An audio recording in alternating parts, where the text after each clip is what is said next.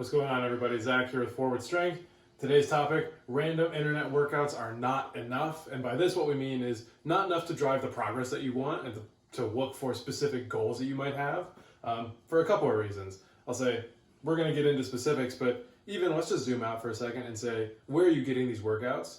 You're getting them from folks who have no idea who you are or what you need or what you are looking for. They're putting out a workout that is designed to sort of suit their needs or suit the needs of their audience. And that might be you, but it also might not. So we want to dive into this. So think about random internet workouts, right? So you have pulled up, social, you pulled up Facebook or Instagram and you found someone who you like to follow and you started doing one of their workouts. Well, okay, it might be enough to, only stimulate work. So you feel like you've had a good workout, a good sweat, but not progression because you're not necessarily following a whole program. You're probably only getting a snapshot of what they do, if that's even what they do.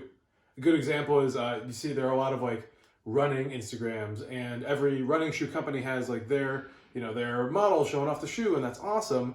But a fitness model is not necessarily a runner exclusively. So when you see someone in a commercial like that and they look a certain way, I 100% guarantee it's not because they only ever ran wearing that shoe. They're also doing something else that they may not be telling you in that video. So it doesn't necessarily stimulate progression, even if it feels like, quote unquote, you got a good workout.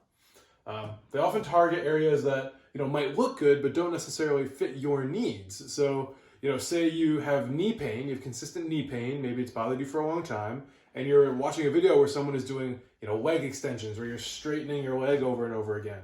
Well, one of the biggest problems, the most common problems that cause knee pain is too much reliance on your quad muscle, the one that does that exact movement, and not enough on your hamstring on the back of your leg. So you might look good, it'd be like, oh cool, sick quad gains, bro, but that doesn't do anything for you because it's just going to exacerbate pain you already have. And finally, you want to consider the source. What else are they selling? More often than not, folks that are posting these random internet workouts aren't monetizing the workouts, they're monetizing the supplements or some other piece of content or some other revenue stream that they have. And so the workouts that they're giving you aren't necessarily at all related to what they actually know about and actually believe in. So you just want to consider the source and say, what is this person trying to get me to do? Because it might not be lose weight, have more energy, feel great throughout the day. So things to keep an eye on for your random workouts. For program workouts, for workouts that are meant for you or are meant specifically for the goals and the problems that you're trying to solve, there's some benefits here. They're built on progress towards a specific goal, right? So if you have 4 weeks of workouts that are laid out specifically to get you from point A to point B, right? It's moving you through this progression. You're starting where you are and you're going to move forward piece by piece by piece. We know in sports science that that's the only way to make progress towards a specific goal is to go piece by piece and gradually ramp it up and then recover. That's a different video for another day.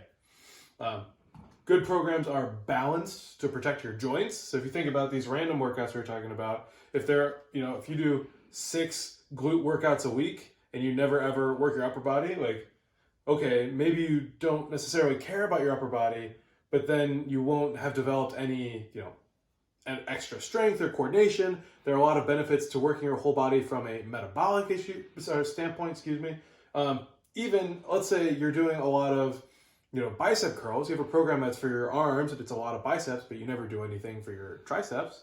You're gonna have some elbow pain, right? So a good program is balanced to make sure that all of your different body parts are staying healthy. And then finally, again, these are for well-programmed workouts, good programs, and not all of them are, but a good one is gonna address energy systems, not just muscle groups, unless you're specifically training for, say, the sport of bodybuilding, or you don't care about how you feel throughout the day, you don't want more energy, you don't care about feeling better and being able to do stuff, you only care about how you look, which is fine. That is a goal that a lot of people have, but I don't think as many people have that goal as there are people who think they have that goal. So you just want to open your eyes and zoom out a little bit and say, do I care only about specific muscle group development? Or do I also care about having more energy and feeling better throughout the day? And if you care about those things, only doing work for a specific muscle group might not be getting where you want to go. So again, a good program is going to address energy systems on top of that. What we do at Forward Strength is we take these things and keep them in mind, right? So balance to protect your joints, addressing energy systems, and making sure everything is progressive in a slow, piecemeal kind of way so that you can make progress, you can move forward, and you can stay safe while you do it.